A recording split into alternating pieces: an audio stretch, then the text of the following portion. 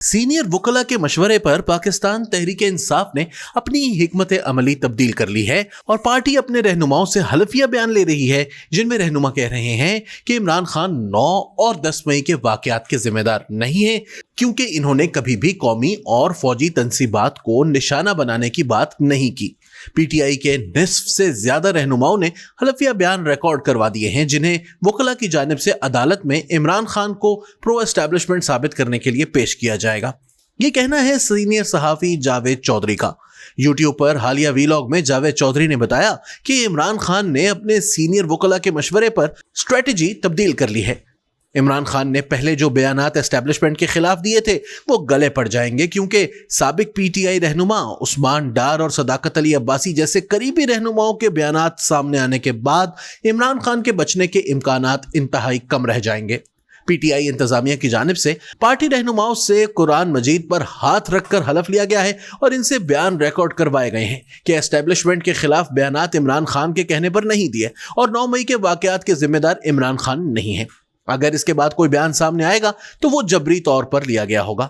ऐसा इसलिए किया जा रहा है ताकि अगर बाद में इनमें से कोई पार्टी रहनुमा इमरान खान के खिलाफ बयान दे दे तो इनके इस बयान को इनके खिलाफ इस्तेमाल किया जाएगा। जुल्फी बुखारी, जरताज गुल समेत कुछ रहनुमाओं ने तो बयान रिकॉर्ड करवा दिए, लेकिन कुछ ने ये कहते हुए इनकार कर दिया कि पार्टी को क्या हम पर भरोसा नहीं, हम किसी सूरत झुकने या बिकने वाले नहीं हैं, हम अपनी सियासत में अल्लाह ताला और कुरान पाक को क्यों लेकर आए। सहाफी के मुताबिक इमरान खान अब बुरी तरह फंस चुके हैं। इनके खिलाफ पुराने केसेस तो हैं ही, अब नए केसेस भी बनेंगे। जैसे जैसे पीटीआई के रूपोश रहनुमा मंजर आम पर आएंगे, इन रहनुमाओं के बयानात इमरान खान को इस दलदल में मजीद धकेलते चले जाएंगे। अब सवाल यह है कि अगर इमरान खान साहब एस्टैब्लिशमेंट के हामी हैं और कभी भी एस्टैब्लिशमेंट के खिलाफ बयान नहीं दिया, कभी साजिश की बात नहीं की, किसी को डर्टी हैरी नहीं कहा, किसी को न्यूट्रल होने पर जानवर नहीं कहा, तो फिर एस्टैब्लिशमेंट के साथ इनके ताल्लुकात खराब क्यों हैं? सहाफी ने कहा कि इमरान खान को एस्टैब्लिशमेंट से 3 शिकवे हैं।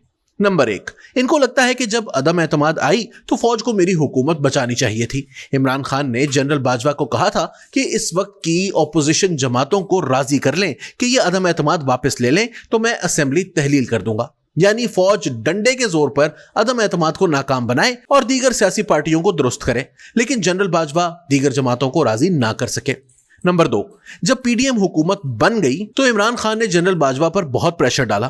खान साहब ने बारहा इस हुकूमत को हटाने के लिए असद कैसर और परवेज खटक को जनरल बाजवा के पास भेजा कि इस हुकूमत को फारिग करवाकर इलेक्शन करवाएं। जनरल बाजवा का कहना था कि मैं इस हुकूमत को कैसे हटा सकता हूं, इनके पास अक्सरियत है, मैं इन्हें डंडे के जोर पर नहीं हटा सकता। नंबर 3, इमरान खान जनरल आसिम मुनीर को आर्मी चीफ नहीं देखना चाहते थे।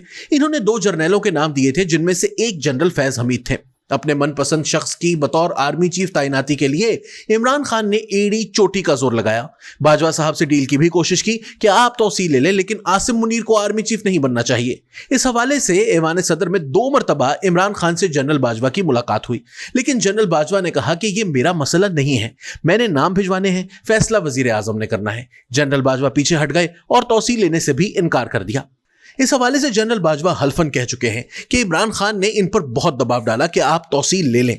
जनरल बाजवा के मुताबिक इस दौरान कुछ जर्नैल भी मुझसे मिलने आए, क्योंकि मेरी तौसील से इनको फायदा हो सकता था, लेकिन मैंने इनकार कर दिया। इसके बाद इमरान खान ने मुल्क गिर धरना किया ताकि फौज के अंदर बगावत हो जाए और general Asim Munir army chief ना बने, लेकिन इस धरने से भी कुछ हासिल ना हुआ। इसके बाद general Asim Munir army chief बन गए, जिसकी इमरान खान को बहुत तकलीफ हुई, क्योंकि वो बजाते खुद आसिम मुनीर के साथ कंफर्टेबल नहीं थे।